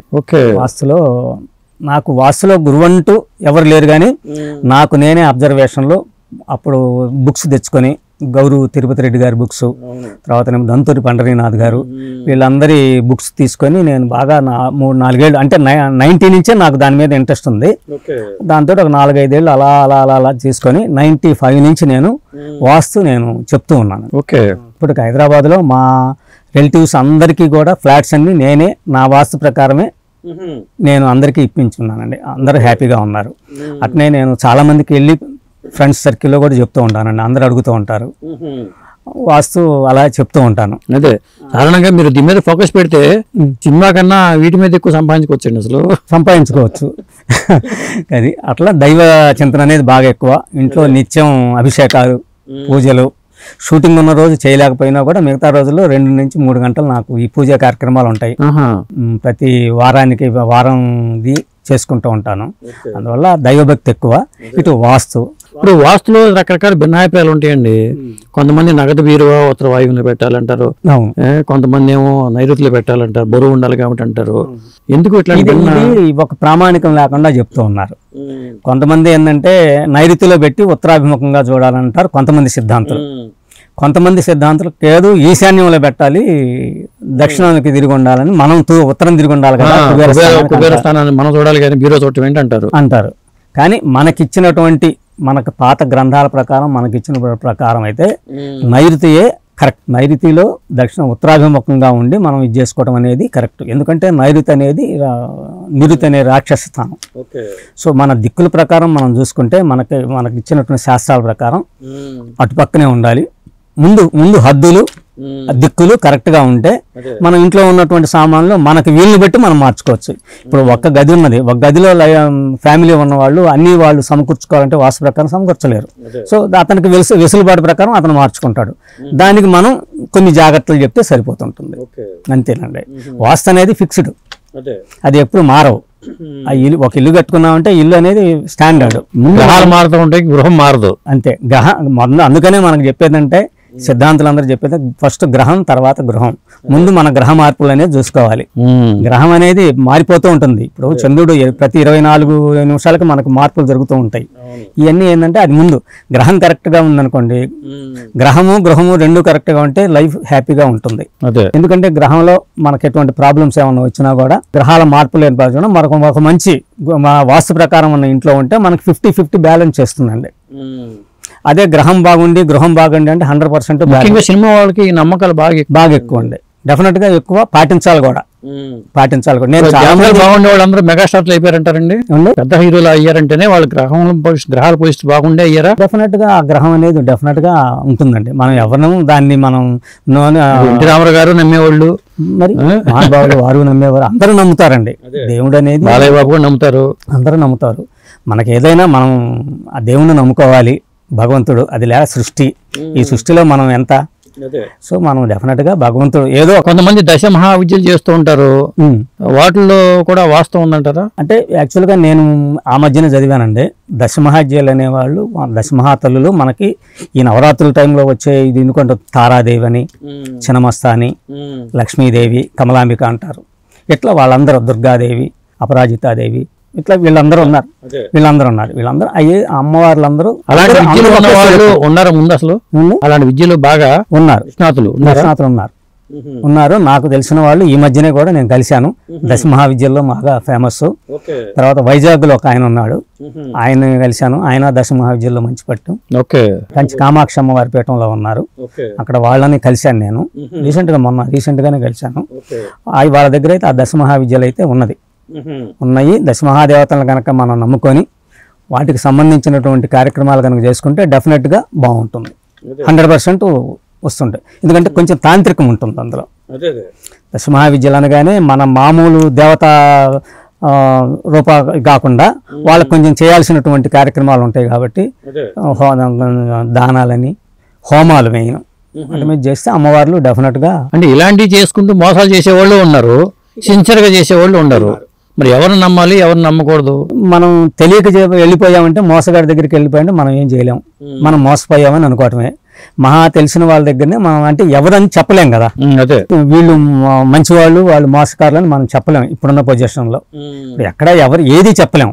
ఎందుకు చెప్పలేమంటే, ఇప్పుడు మనం ఒక జాతకం తీసుకెళ్ళాం అనుకోండి, మన లైఫ్లో ఒక జ్యోతిష్కులు ఇంకొక రకంగా చెప్తారు, ఒకరు ఇంకొక రకంగా చెప్తారు, ఒకరు ఇంకొకరికి చెప్తారు. ఇప్పుడు మనకి యూట్యూబ్లో మనం చూస్తున్నాం, ఒక్కొక్క ఆయన ఒక్కొక్క రకమైనటువంటి పరిహారాలను చెప్తాడు, ఒక్కొక్క ఆయన ఇంకొక రకంగా చెప్తాడు. ఎవరిని నమ్మాలి? సో అందువల్ల ఏం చేయాలంటే, మనం ఎవరిని కాదు, ఎవరిలో ఒకరిని, ఈ 10 మందిలో 15 మందిలో మనం ఒకరిని ఎంచుకోవాలి. ఒకరిని ఎంచుకొని ఇదిగో ఏనేదో కొంచెం బాగానే చెప్తున్నారని ఆయన పద్ధతిని ఫాలో అవ్వాలి. అంతేగాని 10 మంది చెప్పింది మనం ఫాలో అవ్వాలంటే ఫాలో అవ్వలేం, ఫాలో అవ్వకూడదు కూడా. ఎందుకంటే దానివల్ల అనర్థాలు ఎక్కువ వస్తాయి. అందువల్ల ఒకరినే మనం వారు చెప్పేది బాగుంది, సో అట్లా మనం ఫాలో అయిపోదాం అని. ఎందుకంటే 10 మంది 10 రకాలుగా చెబుతున్నారు కదా. ఇప్పుడు ఎంతో కాదు, దసరా నవరాత్రులు ఉన్నాయి, అమ్మవారికి రోజుకు ఒక నైవేద్యం, రోజుకు ఒక చీర కడతారు. యూట్యూబ్లో చేస్తే ఒకరేమో ఒక రకమైనటువంటి ప్రసాదాలు చెప్పారు, ఇంకొక ఆయన ఇంకొక రకమైన ప్రసాదాలు చెప్పాడు, ఇంకొక ఆయన ఇంకొక రకమైన ప్రసాదాలు చెప్పాడు. ఏ ప్రసాదం పెట్టాలి? ఇది కన్ఫ్యూజన్ కదా. నీకు ఆర్థిక స్తోమత ఉందనుకోండి, నీకు ఇష్టం వచ్చిన రకాల ప్రసాదాలు పెట్టుకో, దేవుడేం వద్దనరుగా. నీకు ఆర్థిక స్తోమత లేదనుకోండి, బెల్లం మొక్క అక్కడ పెట్టి అమ్మ నా స్థితి ఇదేని దండం పెట్టుకో, అమ్మ కరుణించదా. అందువల్ల ఏంటంటే 10 మంది మాటలు వినొద్దు. నీ మనస్తత్వానికి నీకు ఎవరైతే ఇదవుతారో పెట్టుకో. నీ ఆర్థిక స్తోమత ప్రకారం నువ్వు ప్రసాదాలు పెట్టుకో, అంతేగాని దేవుళ్ళు అడగరు. నువ్వు ఎంత భక్తిగా చేసావనేది కానీ ఆర్భాటంగా చేసేది అనేది కాదు. కాకపోతే ఇప్పుడు ఏంటంటే ఆర్భాటాలు ఎక్కువైనాయి అనుకోండి, అంటే జనం కూడా పై పటాలపై మనం అలంకారాలు పెట్టుకుంటే మోసపోతున్నారండి. అవును, మోసపోతున్నారు. ఏం లేక నార్మల్ గా చెప్పామనుకోండి, ఈయనకి సబ్జెక్ట్ తెలియదు, లేకపోతే మీరు ఫీజు తీసుకోలేదు అనుకోండి, ఈ డబ్బులే తీసుకోవట్లేదు, ఈయన జ్యోతిషం రాదంటారు. రాదని అంటారు. డబ్బులే తీసుకోవట్లేదు, వాస్తు చెప్పారనుకోండి లేదంటారు. ఇప్పుడు నేను 1996 నుంచి నేను చెప్తున్నా వాస్తులో నేను ఎవరి దగ్గర రూపాయి ఆశించలేదు. ఎవరో కొంతమంది ఇచ్చారు నాకు. ఒకసారి పూణే తీసుకెళ్లారు నన్ను, ఒకరి ద్వారా నన్ను పంపించారు పూణే. అక్కడికి వెళ్తే వారు కొంత ఇచ్చారు. అట్నే ఇంకొక చోటకి వెళ్ళాను. అట్లా అట్లా కొంతమందికి వెళ్ళిన దగ్గర మాత్రం వాళ్ళు ఇచ్చిందే, నేనైతే అడగను. వెళ్తాను, చెప్పమంటారా చెప్తాను. ఫోనుల్లో అడుగుతుంటారు, నేను చెప్తాను. ఫోనుల్లో నాకు వాట్సాప్లో నాకు ఇలా ఉంది ఇలా ఉంది ఇలా ఉంది అని అంటారు. ఇది ఇక్కడ బాగాలేదు, ఇక్కడ బాగుంది, ఇది ఇక్కడ బాగుంది, ఇది నీకు ఆ ఇల్లు తీసుకోవాలా, బాగుందా తీసుకో అంటాను. బాగలేదా 100% వద్దు, నీ ఇష్టం అని చెప్పేస్తాను. వాళ్ళు ఏమైనా వేస్తే తీసుకోవడం లేకపోతే లేదు. ఇంతవరకు నేను అలా తీసుకున్నట్టయితే ఇవాళ ఇంకో రకంగా ఉండేది లైఫ్. అదే ఇది మానేసి ఇండస్ట్రీ మానేసేసి అదే వెళ్ళిపోయి ఉండేవాడిని. కానీ ఇక్కడ బతుకు తెరువంతా నాకు ఇండస్ట్రీయే. దీన్ని నమ్ముకొని ఉన్నాం, ఇక్కడి నుంచి వెళ్ళేది లేదు. ఒకవేళ అటు ఉన్నా కూడా జీవితాంతం ఇండస్ట్రీయే. కళామ తల్లే నాకు, సినీ కళామ తల్లే. కానీ ఇక్కడే మన ఇది వృత్తి, అది ప్రవృత్తి. ఇది వృత్తి, అది ప్రవృత్తి. అదే అండి. ఇప్పటికి చాలా మందికి నేను చాలా మంది చెప్తూ ఉన్నాను. వాస్తు అయితే ఇప్పుడు ఇంకొంచెం ఎక్కువగా అయింది. చాలా మంది అడగటం చెప్పడం చేస్తాను. అటు కూడా సమయం కేటాయించి సో అక్కడ కూడా వాస్తు చెప్తూ ఉన్నాను అందరికీ. అది మన వల్ల కొంతమందికి తెలియని వాళ్ళకి మనం చెప్తే బాగుంటుంది, వాళ్ళకి తెలియని విషయాలు. మీరు చెప్పిన గౌరీ తిరుపతి రెడ్డి కానీ, లేకపోతే దంతూరి పంటరనాథ్ కానీ, ఫణిరాజు కానీ, వీళ్ళందరూ రకరకాలుగా కొన్ని చాలా అంతా ఒక రకంగా ఉండదు. అవును, ఉండదు. వాళ్ళు రాసే పుస్తకాల్లో కూడా మార్పులు చాలా ఉంటున్నాయి. అదే అందువల్ల అసలు ఏ పుస్తకాన్ని నమ్మాలి, ఏది నమ్మకూడదు. ముదగడ రామారావు అని ఆయన బాగా రాసేవాడు, పాత ఆయన లేదనుకోండి. కొంతమంది ఏమో ముదగడ రామారావు గారు అద్భుతంగా రాశారు, మళ్ళీ ఈయన ఇట్లా రాసేయండి దీంట్లో, ఇలా అంటూ ఉంటారు. అవునవును, కరెక్టే. అందుకనే మనం ఏంటంటే ఎవరు ఎలా రాసినా కూడా ముందు మనం మన స్టూడెంట్స్కి ప్రాక్టికల్స్ ఎలానో, అదే మనం వాస్తు చెప్పాలనుకున్న వాళ్ళకి ముందు మనం చూసుకుంటూ వెళ్తూ ఉండాలి. ఎక్కడికి వెళ్ళినా కూడా ఏ ఇల్లు ఎలా ఉంది, ఏ ఇల్లు వాస్తు ఎలా ఉంది, ఏ ఇల్లు ఎక్కడ ఉంది, ఏ ఇల్లు ఎలా ఉంటుంది, ఇట్లా ఉంటుంది. నేను వాస్తు చెప్తున్నప్పుడు నేను పలానా చోట చూసి వచ్చి నేను ముందు ఫస్ట్ మా మిస్సెస్కి చెప్తా, ఇది ఇలా ఉంది, ఇలా అవుతుంది, ఇలా అవుతుంది, ఇలా జరుగుతుంది అని చెప్తాను. ఆమె నాకు మొదట చెప్పే వ్యక్తి. 5-6 నెలల్లో ఆ రిజల్ట్ వస్తుంది. అది మంచి కానీ చెడు కానీ నేను ఆమెకు చెప్తాను, ఇదిగో ఇలా జరిగిందంటే కరెక్టే కదా. పరిశోధన దృష్టితోనే వెళ్ళారు. డెఫినెట్గా పరిశోధన నుంచే. పరిశోధన నేను ఇప్పటికైనా కూడా ఇప్పటికీ కూడా నేను ఎక్కడికి వెళ్ళినా సరే వెళ్తూ ఉన్నానంటే ఇల్లు అలా చూసుకుంటూ వెళ్తూ ఉంటాను. ఇల్లు అలా చూసుకుంటూ వెళ్తూ ఉంటాను. ఏంటి ఎక్కడ ఎవరెవరు ఇల్లు ఏంటి అనేది. ఎక్కడన్నా తప్పు ఉందంటే వీళ్ళు ఏంటి ఇక్కడ తప్పు కట్టుకున్నారు, సర్లే మనకు తెలియదు కదా వాళ్ళు. మరి సినిమా రంగంలో కూడా ఇలా పరిశోధన దృష్టితో గమనించి ఉంటారుగా, ఈ సినిమా హిట్ అవుతుంది, ఇది మొత్తం చూసుకో అబ్జర్వ్ నాలెడ్జ్ ఎట్లా డైరెక్షన్ డిపార్ట్మెంట్ చేశారు మీరు, అది కొంత అర్థమవుతుందండి. అర్థమవుతుంది, డెఫినెట్గా అర్థమవుతుంది. ఈ డైరెక్టర్లో విషయం ఉంది, ఈ సబ్జెక్ట్ వర్కౌట్ అవ్వదు, ఇలా అర్థమైపోతూ ఉంటుంది, మనకు తెలిసిపోతూ ఉంటుంది. కానీ మనం ఏం చెప్పకూడదు, మన వృత్తి మనది. మనం ఎంతవరకు ఉన్నామో అంతవరకే ఉండాలి. అది మనకి అది హిట్ లేకపోతే ఇంకోటో చెప్పడానికి మనం కాదు. మనం అక్కడ ఒక వర్కర్, అక్కడ పాత్ర అక్కడ అంతవరకే. మిగతా విషయాలు మనకు సంబంధం లేదు. మీ పిల్లలకి ఏం చెప్తూ ఉంటారు? ఇండస్ట్రీలోకి ఎట్లా రాబోతున్నారు కాబట్టి ఏం చెప్తూ ఉంటారు? అసలు ఇండస్ట్రీ ఎట్లా ఉండాలి ఏంటి? ఇండస్ట్రీలో మెయిన్ మనం ఎంత అనుకువగా, ఎంత మంచితనంగా ఉంటే ఇండస్ట్రీలో మనల్ని అంత ఇది చేసుకుంటుంది. ఓన్ చేసుకుంటుంది 100%. అది మీకు మంచితనం అనేది ఇక్కడే కాదు, ఎక్కడైనా కూడా మంచితనం అనేది వస్తుంది. అంతేగాని మనం డాబులు దర్పాలకు వెళ్ళకూడదు. మా పిల్లలకి చెప్పేది కూడా సక్సెస్ వచ్చినప్పుడు మళ్ళీ విరవేయకూడదు. సక్సెస్ వచ్చినప్పుడు విరవేయకూడదు. మనం ఎలా ఉన్నాం, మనం మిగిలించి ఎలా ఉన్నాం అలానే ఉందాం. భగవంతుడు మనల్ని అంచెలంచెలుగా మనకు పైకి తీసుకొస్తూ ఉన్నాడు. సో భగవంతుడిదే ఇచ్చింది, మనదేం కాదు. ఇక్కడ అంతా దేవుడు ఇచ్చిందే, మనం కూడా ఇదే. సో ఆ ఉద్దేశంతో మనం అలానే వెళ్దాం. అందుకని మా పిల్లలకి అదే చేస్తాను. మా పిల్లలు ఇప్పటికీ ఇండస్ట్రీలో అదే ఫాలో అవుతున్నారు. ప్రతి వాళ్ళని పలకరించడం కానీ, గౌరవించడం కానీ అని చెప్పేసి వాళ్ళకి ఎప్పుడు ఇద్దరికీ కూడా ఆ మంచి ఇది ఉంది, అభిప్రాయాలు ఉన్నాయి అందరికి. ఎక్కడికి వెళ్ళినా కూడా ఇది అనేది లేదు. మంచి వాళ్ళు అందరినీ గౌరవిస్తారు, అందరినీ పలకరిస్తారు అనేది మాత్రం మా ఇద్దరు పిల్లలకి ఉందండి. ఎందుకంటే చైల్డ్ ఆర్టిస్టులుగానే 50 సినిమాలు చేయడం అంటే మాటలు కాదు కదా. అవునవును. ఇంకా సినిమా రంగంలో వాళ్ళు ఇండస్ట్రీకి వచ్చినప్పుడు కానీ, మీ పిల్లలు వచ్చినప్పుడు కానీ అక్కడ ఎక్స్పీరియన్సెస్ ఎట్లా ఉన్నాయండి? హీరోలు ఎంకరేజ్ చేయటం, హీరోలు అందరూ ఎంకరేజ్ చేసేవాళ్ళు. నేను కూడా పెద్ద పెద్ద కంపెనీలు చేయలేదండి మేనేజర్గా. నేను ఎప్పుడైతే ఇటు చేసుకుంటూ వస్తూ ఉన్నానో పిల్లలు చైల్డ్ ఆర్టిస్ట్గా బిజీ అవుతున్నారు. అప్పుడు చైల్డ్ ఆర్టిస్ట్కి వెళ్ళేటప్పుడు తన బట్టి అవుట్డోర్లు వెళ్ళాలన్నా షూటింగ్కి వెళ్ళాలన్నా చిన్నపిల్ల కాబట్టి నేను లేకపోతే వాళ్ళ మదర్ ఎవరో మీ ఇద్దరు కంపల్సరీగా నా షూటింగ్లో నేనుంటే వాళ్ళ మదర్ వెళ్ళేది, నాకు షూటింగ్ లేకపోతే నేను వెళ్ళేవాడిని, అవుట్డోర్లు అయితే నేనే వెళ్ళేవాడిని. తర్వాత ఏమైందంటే నేను పెద్ద కంపెనీలు చేస్తే మనల్ని బయటకు పంపించరు. మన కంపెనీలు నా తెలిసిన కంపెనీలు, నా సొంత కంపెనీలు లాగా ఉండే కంపెనీలు చిన్న కంపెనీలు కనుక అయితే మనం వెళ్ళడానికి రావడానికి అవకాశం ఉంటుంది. అందుకని నేను పెద్ద పెద్ద కంపెనీలకు కూడా వెళ్ళలేదండి.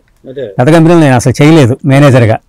అన్ని చిన్న కంపెనీలు, చిన్న పిల్లల కోసం వాళ్ళు ఎప్పుడు ఏ షూటింగ్ వస్తుంది, ఎప్పుడు అవుట్డోర్ అంటారో తెలియదు అనే ఉద్దేశంతో అప్పటి నుంచి నేను పెద్ద కంపెనీలు కానీ అక్కడే ఉండిపోవాల్సి వస్తుంది. ఎక్కడెక్కడ అవుట్డోర్లు వెళ్ళాల్సి వస్తుంది వాళ్ళతో పాటు. నేను ఇంటికి పిల్లల గురించి కానీ నేను ఎక్కువ టైం స్పెండ్ చేయలేనేమో అనే ఉద్దేశంతో పిల్లల కోసం నేను చిన్న చిన్న కంపెనీలు, సీరియల్స్ అలా చేసుకుంటూ వాళ్ళతో పాటు. ఎందుకంటే వాళ్ళు క్లిక్ అయినప్పుడు అదే ఇంకా బాగుంటుంది కదా. మనకేంటంటే ఇప్పుడు మా ఏజ్ అయిపోతూ ఉంది, ఇప్పుడు వాళ్ళు వృద్ధిలోకి రావాలా. వాళ్ళు హ్యాపీగా వాళ్ళు వృద్ధిలోకి వచ్చారనుకోండి, ఇంక అంతకన్నా తల్లిదండ్రులుగా మాకు అంతకన్నా కావాల్సిందే ఉంది. ఎవరికైనా తల్లిదండ్రులకి అదే కావాలి. మన తరం అయిపోతూ ఉంది. సో మన పిల్లలు వస్తున్నారు, వాళ్ళు హ్యాపీగా ఉండాలి. వాళ్ళ కోసం మనం ఏమైనా సాక్రిఫైస్ చేయాలి. అదే ఇండస్ట్రీలో ముందుకెళ్ళాలంటే లౌక్యం కూడా ఉండాలి కదండి. లౌక్యం డెఫినెట్ గా ఉండాలి. ముక్కు సూటిగా మాట్లాడితే లైఫ్ పక్కన పడేస్తారు మనల్ని. లౌక్యంగా వెళ్ళి మన పని ఏంటి, మనం ఎందుకంటే ఎప్పుడు ఎవరు పైకి వస్తారో తెలియదు. మా ఫ్రెండ్ అంటే ఎవరిని మనం తక్కువగా అంచనా వేయకూడదు. వాళ్ళు ఎవరన్నా కానివ్వండి, ఏ డిపార్ట్మెంట్ ఆర్టిస్టులు కానివ్వండి, టెక్నీషియన్ కానివ్వండి, ఎవరిని మనం తక్కువగా అంచనా వేయకూడదు. లైట్ బాయ్ దగ్గర నుంచి పై స్థాయి వరకు మీరు అందరిని అలాగే చూసేవాళ్ళ? డెఫినెట్గా అందరిని అలాగే చూసేవాళ్ళు. అందరిని అలాగే చూశాను. నేను ఎప్పటికైనా నా షూటింగ్లో ఎవరైనా లైట్ బాయ్లతో కూడా నేను హ్యాపీగా సరదాగా మాట్లాడుతూ కూర్చుంటా. ఇప్పటికీ నా అలవాటు. లైట్ మెన్స్ కానీ లైట్ బాయ్ అనే పదం చిన్న స్థాయిలో ఉంటుంది కదా, ఎందుకు లైట్ బాయ్ దగ్గర నుంచి అని మొదలు పెడతారండి? అసలు అంటే ఫస్ట్ వాళ్ళే మనకు, అసలు వాళ్ళు లేని మనకేం లేదు. లైట్ బాయ్ అంటే మేము ఏదో అట్టడుగునే అనుకుంటాం. అంటే అప్పట్లో లైట్ బాయ్ అనేవాళ్ళు, కానీ కాదు, ఇప్పుడు లైట్ ఆఫీసర్ అని అంటున్నాం మేము. వాళ్ళని తక్కువ చేసి మాట్లాడకూడదు, ఎందుకంటే షూటింగ్ లో వాళ్ళ పాత్ర చాలా ఎక్కువ. వాళ్ళ పాత్ర వాళ్ళు లైట్ అయిపోతే ఏం లేదు. మేము ఇప్పుడు పిలిచిన వాళ్ళందరినీ లైట్ ఆఫీసర్స్ అంటాం, లేదంటే పేర్లు పిలిచామనుకో పేర్లు పిలుస్తాం. అందుకని అక్కడి నుంచి స్టార్ట్ అవుతుందంటే వాళ్ళు ఇదనమాట. మీరు పెట్టిన పేరు బాగుంది, లైట్ ఆఫీసర్స్ అని. నేనైతే అదే పిలుస్తుంటాం. ఇప్పుడు కూడా అందరూ అలానే పిలుస్తారు. లేదంటే పేర్లు తెలుస్తుంటాయి, మనకు అందరి పేర్లు తెలుస్తాయి. ఏదో వాళ్ళ పేరుని పెట్టి పిలుచుకోవడం.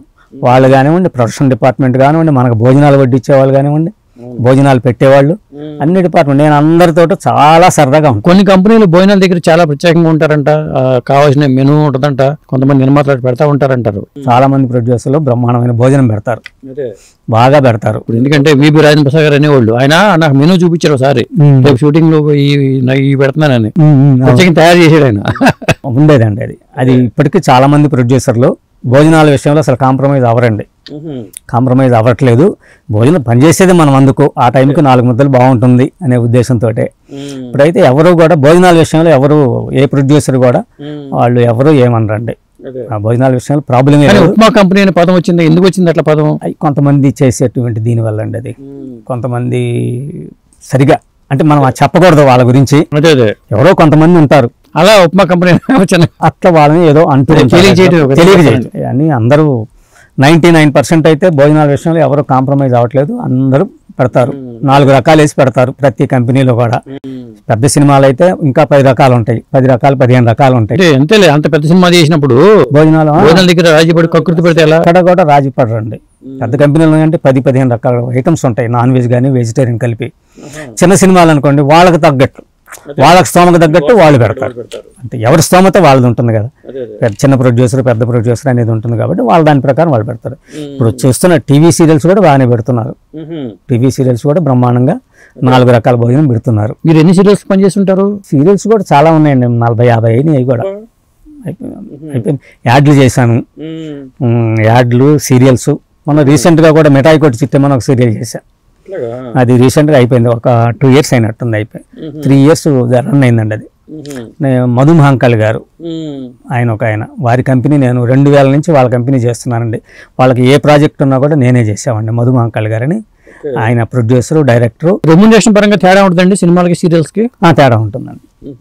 సినిమాలకి సీరియల్స్లో ఉన్న ఇది ఉండదండి. సీరియల్స్కి చాలా తక్కువ ఉంటుంది, సినిమాలకి ఎక్కువ ఉంటుంది. ఆ రేంజ్ వేరు, ఈ రేంజ్ వేరు కదండి. అదే అందువల్ల అంటే ఒకప్పుడు సీరియల్స్లో కూడా ఏంటంటే వీక్లీ సీరియల్స్ అని అట్లా వచ్చుండాయి. ఇప్పుడు ఏంటంటే వీక్లీ సీరియల్స్ అనేది లేదు. అప్పుడు ఏంటంటే కొద్దిగా ఎప్పుడో డైలీ సీరియల్స్ అనో, వీక్లీ ట్వైస్ అనో, వీక్లీ థ్రైస్ అనో సీరియల్స్ వచ్చుండాయి. ఇప్పుడు ఆ సిస్టమ్ మొత్తం పోయింది. వీక్లీ వన్స్ అని, వీక్లీ ట్వైస్ అనే సీరియల్ అనేది ఇప్పుడు అన్ని డైలీ సీరియల్సే. సో అందువల్ల ఏంటంటే మంత్లీ శాలరీస్ ఇస్తున్నారండి ఇప్పుడు. ప్రతి కంపెనీలో కూడా మంత్లీ శాలరీ ఉంటుంది మేనేజర్కి. అంతే, ఇంతకు ముందులాగా కాదండి. అది మంత్లీ ఫిక్స్డ్, ఇంత రేంజ్ ఉంటుంది. ఆ అమౌంట్ వాళ్ళు ఇది చేసుకుంటూ ఉంటారు. అట్నే టీవీకి కూడా యూనియన్ ఉంది, టీవీ ఫెడరేషన్ ఉంది. యూనియన్ ప్రకారమే మనం అందరికీ ఆల్ డిపార్ట్మెంట్స్కి మనం టెక్నీషియన్స్కి అమౌంట్లు అరేంజ్ చేస్తామండి. సినిమా ఎప్పటికప్పుడు ఏ రోజుకి ఆ రోజు ఇస్తారా లేకపోతే ఎట్లా? టెక్నీషియన్స్కి మామూలుగా డైలీ పేమెంట్స్ ఉంటాయి చూడండి. లైట్ ఆఫీసర్స్ కానివ్వండి, వీళ్ళందరికీ వెహికల్స్ ఇవన్నీ ఏ రోజు ఆ రోజు వెళ్ళిపోతుందండి. ఇప్పుడు అవుట్డోర్ యూనిట్ కానీ, కెమెరాలు కానీ అవి మనం ముందు మాట్లాడుకునే దాన్ని బట్టి ఉంటుంది. సో ఇంత టైము వీళ్ళు వీక్లీ వన్సా లేకపోతే ఆఫ్టర్ షెడ్యూలా అనేది మనం ముందు మాట్లాడుకునే దాన్ని బట్టి ఉంటుంది అనమాట. అట్నే డైరెక్షన్ డిపార్ట్మెంటు, మేనేజర్స్కి కూడా దాదాపుగా ఇప్పుడు అందరూ శాలరీస్ ఫిక్స్ చేస్తున్నారు.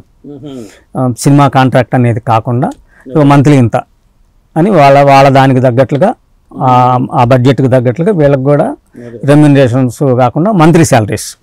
ఎంతమంది మేనేజర్లు కావాలి, ఎంతమంది డైరెక్షన్ డిపార్ట్మెంట్ కావాలి, వీళ్ళ వరకు మంత్లీ ఉంటాయి. Only direction department and మేనేజర్స్కి.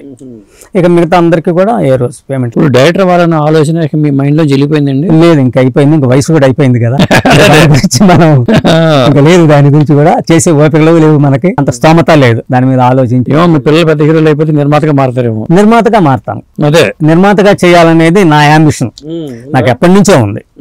నేను సగం డైరెక్షన్ డిపార్ట్మెంట్ నుంచి మానేసి, ఎందుకంటే చాలా మంది ఇప్పుడు సత్యరాజ్ గారు, శివమిత్ర సత్యం కృష్ణరాజు గారితో తీసిన ఆయన సత్యబాబు గారు అంటాం. అవునవును, తెలుసు. ఆయన ఇటు నుంచి వచ్చిన ఆయన. అవును, అట్లా వచ్చిన ఆయన చాలా మంది ఉన్నారు.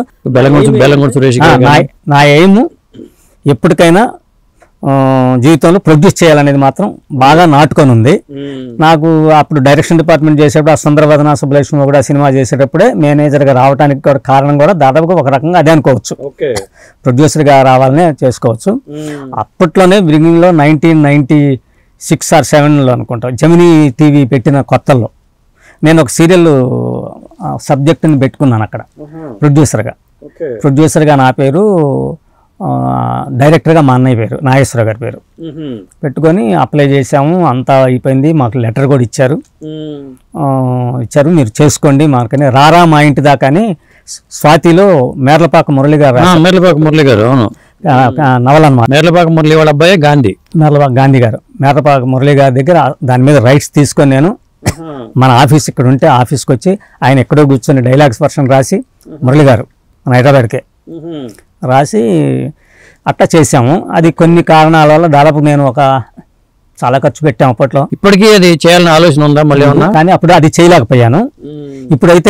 ఇప్పుడైతే నాకైతే ఆర్థిక ఫైనాన్షియల్ పరంగా నేను చేయలేను.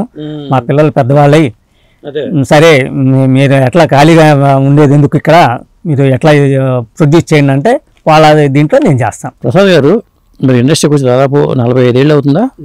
ఈ 45 ఏళ్ళ అనుభవాన్ని ఎమరేసుకుంటే మీరు కరెక్ట్గా వేలో వచ్చారనుకుంటున్నారా, లేకపోతే ఇక్కడికి వచ్చి రాంగ్ స్టెప్ వేసాను ఇండస్ట్రీకి వచ్చాను భావన ఎప్పుడైనా కలిగిందా? నాకు ఎప్పుడు కలగలేదండి, ఎప్పుడు కలగలేదు.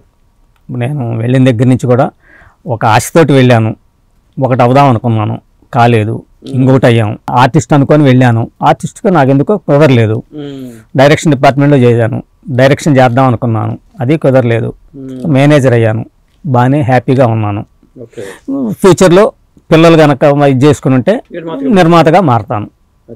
అది మన ఆరోగ్యం సహకరించి మనకు బాగా ఇదిగా ఉందంటే. ఇక్కడ రాణించాలంటే టాలెంట్ ఉండాలి, అదృష్టం ఉండాలండి. టాలెంట్ ఉండాలండి ముందు, అట్ ది సేమ్ టైం అదృష్టం కూడా ఉండాలి.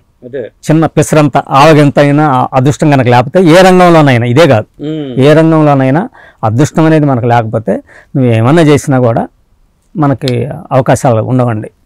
సో మనం ఇలా ఉండాలి. కాకపోతే ఈ 45 సంవత్సరాలు అప్ అండ్ డౌన్స్ బాగా ఉన్నాయి, ఫైనాన్షియల్ ట్రబుల్స్ ఉన్నాయి, అయినా అన్నిటికీ తట్టుకున్నాం. అదే అన్నిటికీ నిలబడటం గొప్ప విషయం. అన్నిటికీ తట్టుకునే ఉండాలి. అప్పులు చేస్తాం, మళ్ళీ తీర్చుకుంటాం, అటు చేస్తాం, ఇటు చేస్తాం, అవి కామన్ అది. బట్ ఏదైనా కానీ నిజాయితీగా ఉండటం వల్ల సంపాదించుకోలేము. కానీ జనరల్ గా మీలాగా సినిమాలో ఎగ్జిక్యూటివ్ గా ఉంటే సంపాదించుకునేది చాలా మంది నిర్మాతలుగా మారిన వాళ్ళు ఉన్నారు. అది లేరని చెప్పం, ఉన్నారు లేరని మాత్రం సంపాదించుకున్న వాళ్ళు ఉండరు. పోనీ నిర్మాతలుగా మారక్కర్లేదు, సంపాదించుకున్న వాళ్ళు ఉన్నారు, లేకుండా ఉండరుగా. అదే లేరన్న వాళ్ళైనా అది తప్పదు, వాళ్ళు ఉన్నారు, అది కాదనట్లేదు. మనం ఏంటంటే ముక్కుసూటిగా వెళ్తాం, నిజాయితీగా వెళ్తాం, మన పద్ధతులు ఇవి అనే దాని మీద మోసం చేయకుండా వెళ్తాం. అందువల్ల ఎలా ఉన్నామంటే అప్పుడు ఎలా ఉన్నాము, ఇప్పుడు కూడా బండి నడుస్తుంది, నడుస్తుంది అంతే. ఎక్కడ బ్యాంక్ బ్యాలెన్స్లు కానివ్వండి, ఇంకోటి కానివ్వండి, ఏదో మనకి ఇదని అది మనకేం కాదు, నడుస్తుంది. సాధారణంగా 25 క్రాఫ్ట్స్ లో ఏ క్రాఫ్ట్స్ వాళ్ళు బాగా మంచిగా ఉంటారండి ఫైనాన్షియల్ గా? ఇది ఏ క్రాఫ్ట్ వాళ్ళని కూడా కరెక్ట్ గా చెప్పలేమండి మనం. ఏ డిపార్ట్మెంట్ లో ఆ డిపార్ట్మెంట్ వాళ్ళకు ఉంటూనే ఉంటుంది. డైరెక్షన్ డిపార్ట్మెంట్ లో ఇబ్బంది పడే వాళ్ళు అక్కడ ఉన్నారు, ముందు జాగ్రత్త చర్యలు చేసుకునే ఉన్నారు. ఇప్పుడు లైట్ ఆఫీసర్స్ ఉన్నారు, వాళ్ళు ఇక్కడ రోజుకి వచ్చే వారితో నెలలో 20 ఖర్చు పెట్టుకుంటారు. కొంత సొమ్ము చేసుకుని అతను ఆస్తులు పెంచుకున్న వాళ్ళు ఉన్నారు, లేదు వచ్చిన దాంతో ఖర్చు పెట్టుకునే వాళ్ళు ఉన్నారు, ఇంకొకరు ఏ డిపార్ట్మెంట్ అయినా అంతేనండి. ఏదైనా మనకు వచ్చిన డబ్బుని దాన్ని మనం జాగ్రత్త చేసుకొని ఉంటే అదే ఫ్యూచర్ లో మనకు మిగులుతుంది. కానీ ఇక్కడికి వచ్చిన తర్వాత చాలా వ్యసనాలు అలవాటు అవుతాయి ఫీల్డ్కి వచ్చాక అంటారు. అవి అంటే అన్ని రంగాల కన్నా వ్యసనాలు అనేవి ఉంటాయి, దానికి మనం బానిస కాకూడదు. అదే వ్యసనాలు అనేది ప్రతి దాంట్లో ఉంటాయి. ఈ ఫీల్డ్ లో ఇంకా అంటే ఎక్కువ అని అంటారు, అది ఎంతవరకు నిజమో నాకు కరెక్ట్ గా తెలియదు. ఏదైనా తెలుసు కానీ ఉంటాయి, అన్ని రంగాల్లోనూ ఉంటాయి.